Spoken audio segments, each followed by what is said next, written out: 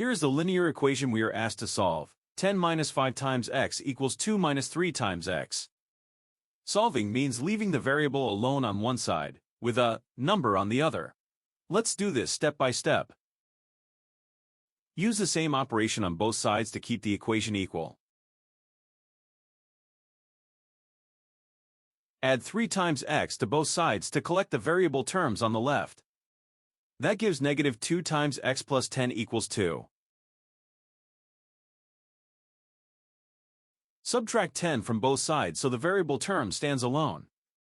That gives negative 2 times x equals negative 8.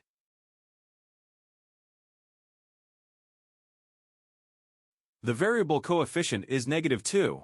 Divide both sides by negative 2 to leave the variable alone.